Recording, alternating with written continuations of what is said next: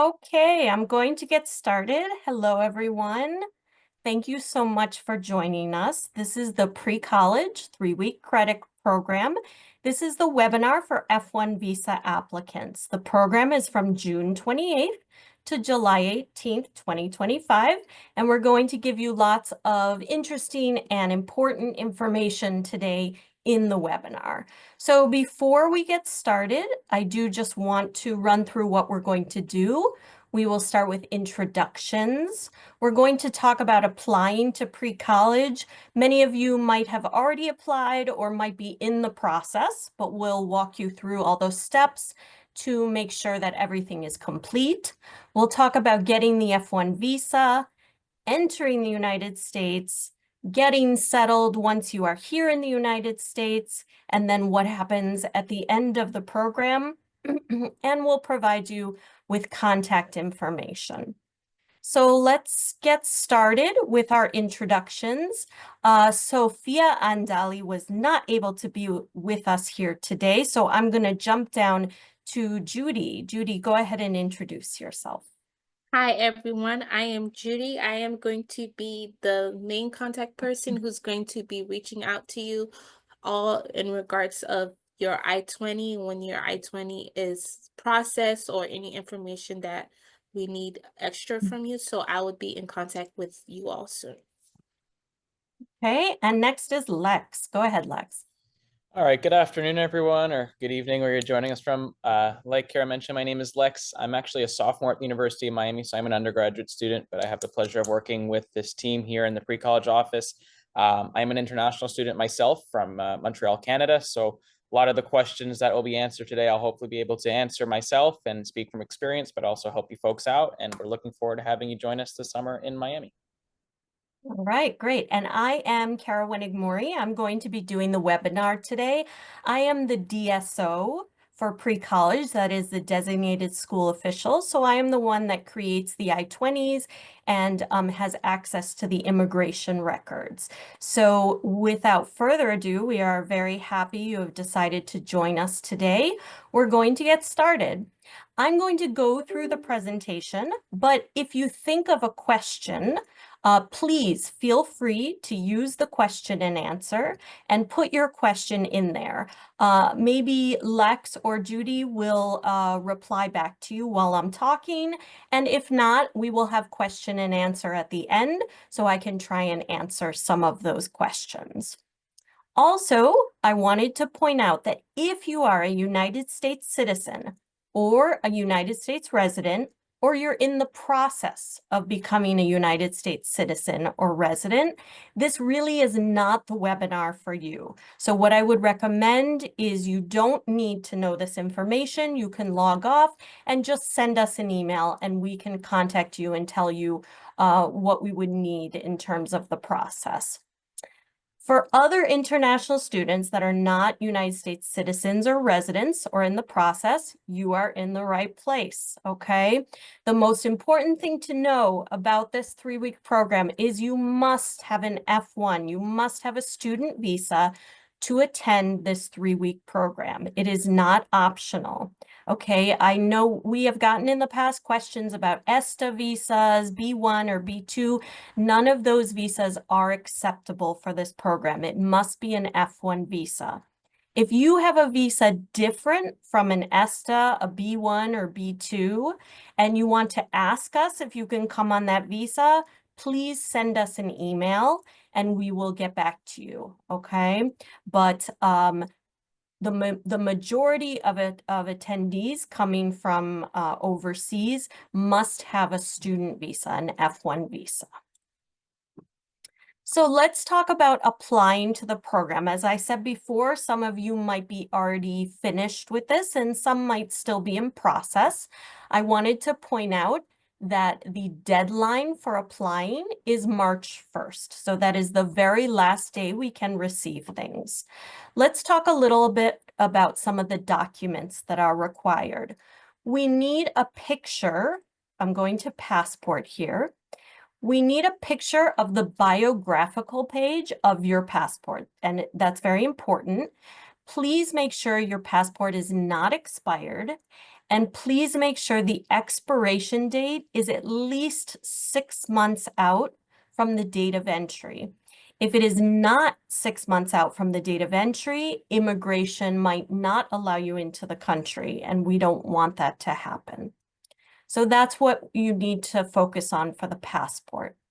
Let's talk about the bank letter now. You can see on the slide here that if you are residential, meaning if you are staying in the dorms for the program, the bank letter must show a minimum of 9,732 US dollars.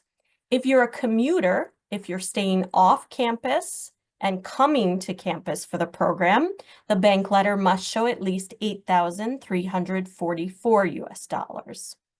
Make sure if the relationship to the student is not on the bank letter or bank statement, please make sure that you notify, that you email pre-college who is on the bank statement. Let us know, is that your mother? Is it your father? Is it your grandmother? So we can add that to the application. You can email us with any questions at precollege@miami.edu. Let's look here more about the bank letter. It can be a bank statement, or it can be a letter of qualification that's written by the bank. The statement or the letter must show the amount, the minimum amount or more. It must have the name of the person paying for the program. A PDF is best, but it doesn't have to be a PDF. But what we cannot receive is a screenshot of a web statement. So you would have to download into a PDF or a Word document in order to submit it. Okay, moving on. We're still on applying, and I kept on here. Remember, the deadline is March 1st. Let's talk about the English proficiency requirements. If you studied in a if you're studying or studied in a high school in your country where English was not the language of instruction, then we do need you to submit English proficiency requirements. So if you can see here, this is just a reminder of those requirements. We would need to see if you took the IELTS, an IELTS of 6.5. If you take the Duolingo, it would be 120. And for the TOEFL, it would be 80. If you go to a high school where the language of instruction is in English, you can fill out a waiver form, and you can find that waiver form in your applicant portal, okay? You can submit the IELTS, the Duolingo, or the TOEFL score report in your portal. You can upload it, send a screenshot, so we can have those results. Okay. Also, please make sure, if you're still in the process of applying, that we have your transcript from high school, the report card, and a recommendation letter from the counselor. It is extremely important that if any of these things are not in English, they need to be translated. This website down here will give you a list of companies that will be able to officially translate the transcript for us so it can be looked over. So please use this website. One of the ones that has typically been used from the website is Joseph and Silney. Lex, I don't know if you can put in the chat maybe the name of that company so everyone can look for it. Sure. On the list. Thank you. Okay, moving on. Let's talk about getting the F1 visa. So once you apply to pre-college and you deposit, okay, after you deposit, you should get your I-20 within 2 weeks of the deposit, okay? Once you get that I-20, there are a few things that we need you to do. Check that I-20 thoroughly for errors. I created the I-20, but I'm not perfect. So please look it over for me and make sure there are no errors. If you see any errors, email us immediately and we'll correct it. Make sure to print the I-20. Make sure you print it out. There are 3 pages to the I-20 printed out. Then the student that will be attending needs to sign and date at the bottom, and the guardian, the parent or guardian, needs to also sign and date. Once it is signed, once it is printed and signed, the student should take a picture of the I-20, all 3 pages, to have on your phone. But it is the hard copy, the printed copy, that you will want to show to immigration when you come into the country, and what you'll want to bring to your visa appointment. After you finish printing out and signing the I-20, it's time to make the visa appointment with the U.S. Embassy or consulate. Please contact the embassy or consulate or find their webpage to find out how to make an appointment. You will also need to pay the I-901 fee, and that will be required in order for you to be able to enter the country. Okay, after you are awarded the visa, typically they take your passport, they'll put the F1, the student visa, in your passport. So please, once you get your passport back, take a picture of that visa and upload it to your applicant portal so we can see, so pre-college can see that you got that visa. All right, here's a little look just so everyone is aware, so you can see what an I-20 looks like.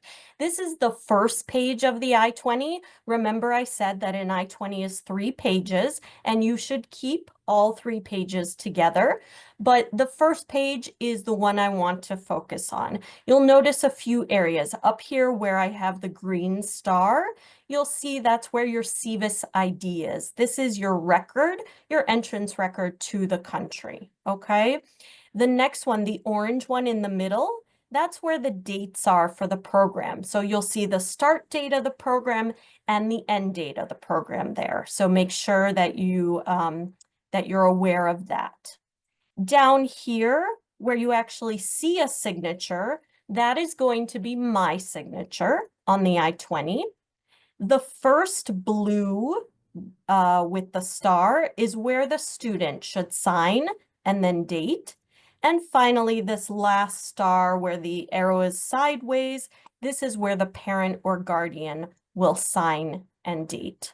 So those are the important areas, but remember to check all the categories for any errors.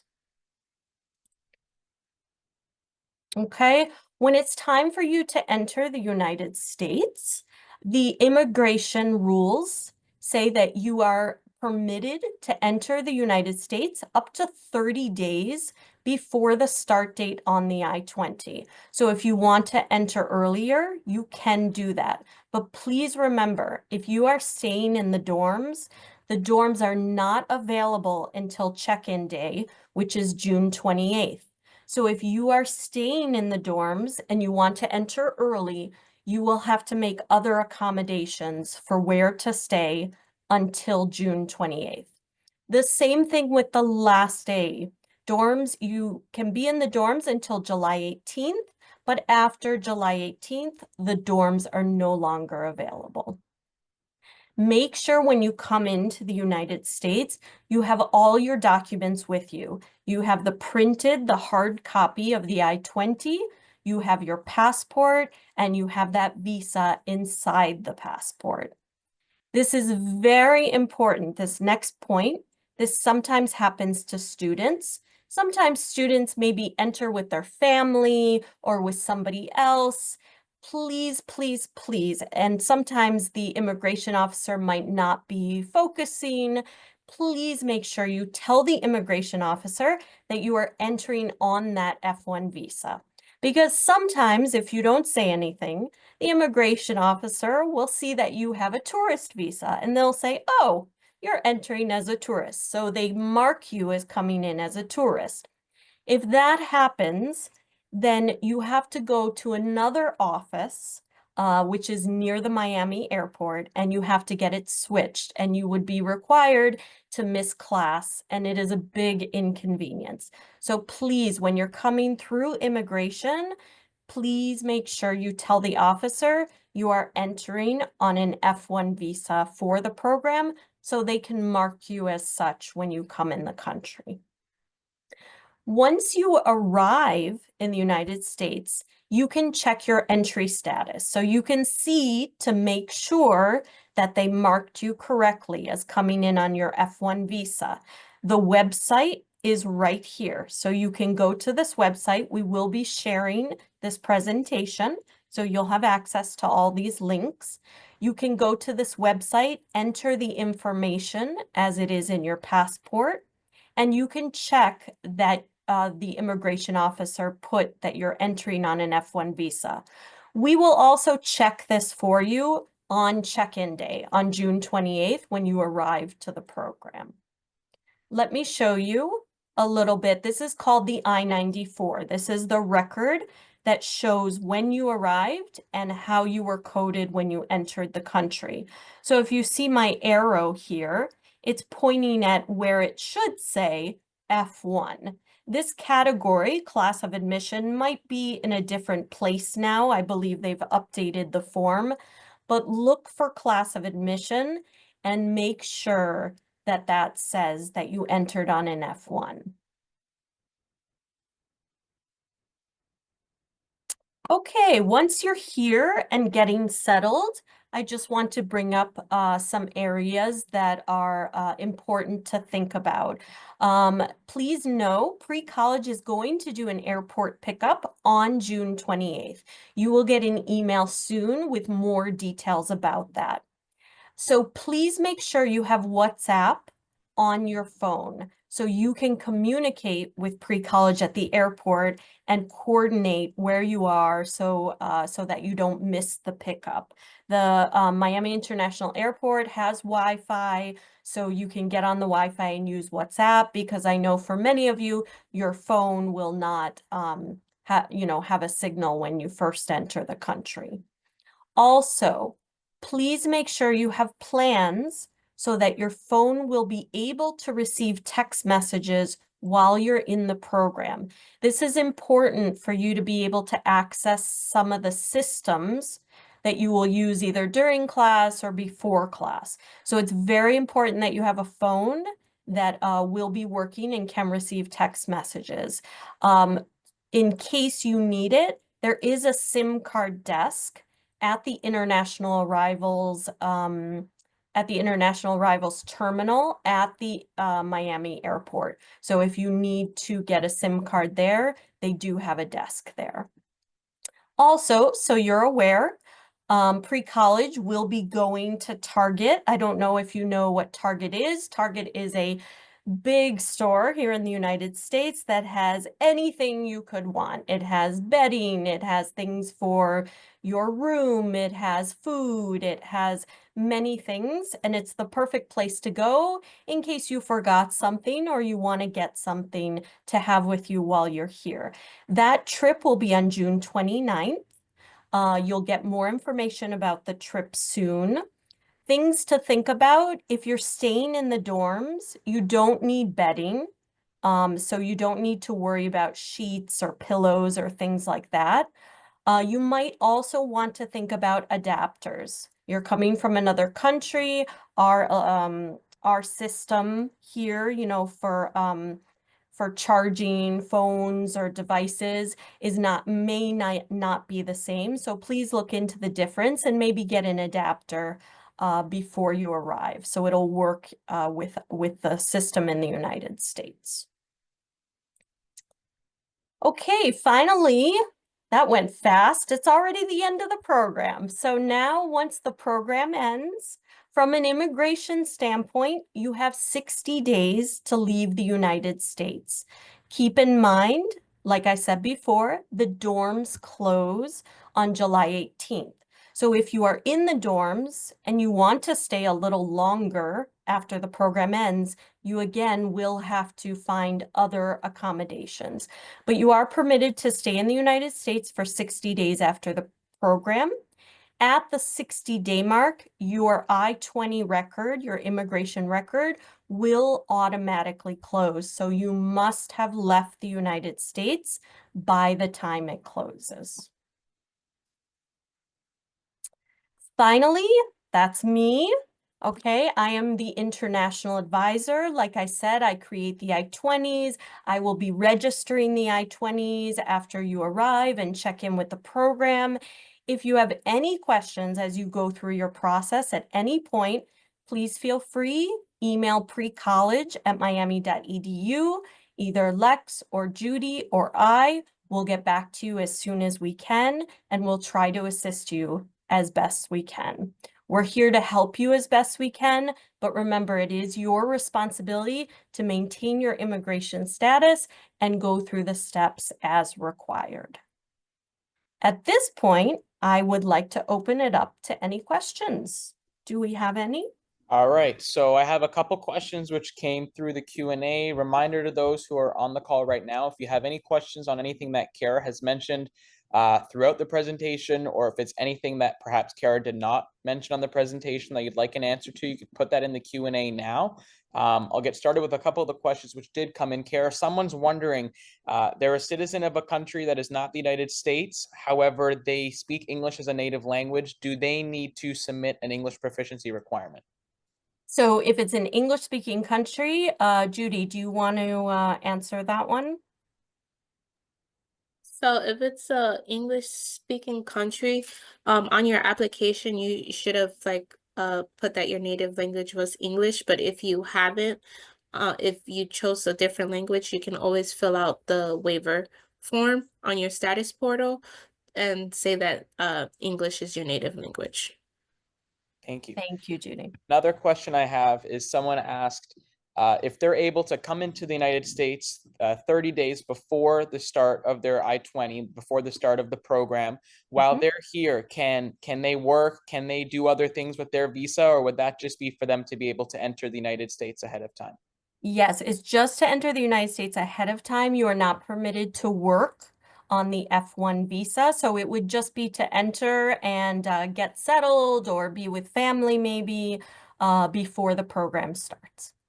One last question I see here that just came in is if I have a sibling that already goes to university in the United States, can I share an I-20 if we're under the same last name, or do I have to go through the process of getting my own visa? Everybody needs their own visa. You cannot share, so you will have to do your visa appointment, get an I-20 specifically for you, and come in on your own visa. Perfect, thank you. No more questions have come in, so I'll give it a minute or two. If anyone has any questions at all for us while we're here with you live. Oh, just got one. Okay. Does the transcript have to be translated by a company? Is it mandatory? So yes, if your transcript, if your report card, if your bank, if any document that you need to submit that was on the list that Kara had mentioned at the beginning of the presentation, it's not in English, our office likely won't be able to read it in the other language that it is. So it is required per all of the university's policies that your transcript in whichever foreign language it is be translated. The list of the different options I put into the chat. However, you can also look at this. I'm going to put the link directly into the chat for you all here. That is the link to the information on the website from the University of Miami that shows you everything you need to know about the transcript evaluations, transcript translations. So it is required. And just to help everyone out, I'm going to go back to the required documents here, just so everyone remembers. The bank letter, and then the passport, the bank letter, the English proficiency requirements, transcript, report card, and recommendation letter from counselor. Now, one more thing, I have a common asked question, which I'll just share with the group. If you're having any troubles logging into your applicant portal, or you're having a hard time accessing the portal once you got an email with your login credentials, the IT team is the people that reset passwords and assist you with that. Now, if you're calling from outside of the United States, it's important to dial the calling code here for the US, and the number for IT is going to be +1 305 284 6565. I just put that in the chat as well. It's super important that if you need help logging in, if it's your password or your account, that you dial that number, but ensure that you put in the +1 beforehand.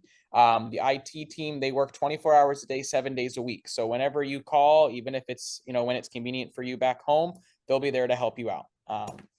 That's all the questions that I see in here right now. Just got another one. If I go to an English speaking school, what English proficiency documents do I have to submit? Okay, if your school is English and that's the language that they speak in, and if you put on your application that your native language was not English, for example, I think, Elza, I believe you're the one from Lithuania. So if your language that you put on the application is not English, on your portal, you're going to see the requirement there that says English proficiency requirement awaiting.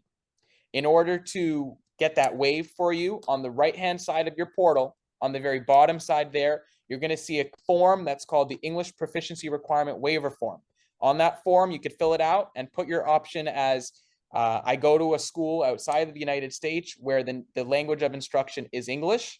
And then Judy and I and our team, we're going to review that request. Once we confirm that your high school is English instruction based, we will waive that requirement and you will see that waived on your portal.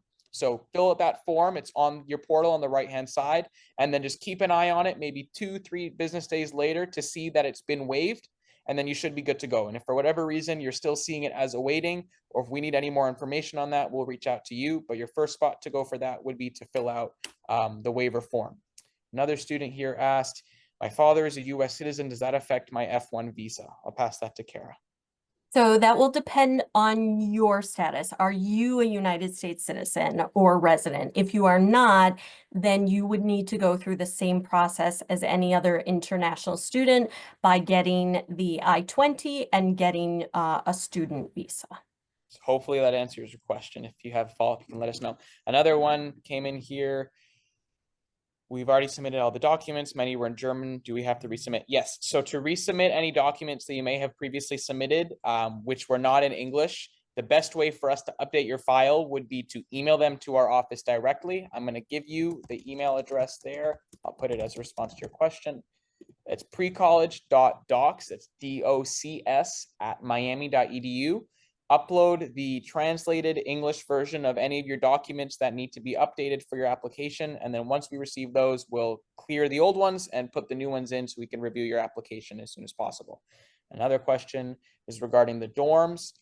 That information, Hamza, is still being finalized in terms of how that process will go. However, what we're going to be doing is going to be you and a roommate in the freshman dorms on campus. The way that the dorms are set up is it's you and one other student with the bathroom that connects you to another room there. So it's 4 people, including yourself, that share an in-suite toilet, shower, and 2 sinks. That's for you guys there to take care of yourselves throughout the 3 weeks there. The dorms have washers and dryers, so you can do your laundry throughout the program. There's Wi-Fi, air conditioning, elevators, all that sort of stuff there. And there will be a form that will be sent out to sort of match your preferences there. So, what time you like going to sleep, or, if you're an early person versus not, different things like that. And then the system will match you as best as we can to a roommate, which, is similar in nature to you. So hopefully that answers that question there. Any final questions? We'll leave the chat or the Q&A open for just a minute or so more. If you're typing a question so we can see it. It looks like we've cleared them all now. Again, as Kara mentioned, if you have any questions after this presentation, which you'd like answered, you have our email address. That's precollege@miami.edu.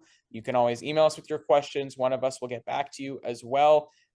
This call is being recorded, so we will be sharing that recording with you, and then we will also be sharing the slide deck for all the different links and photos for you to reference to throughout the application process and your process for your visa.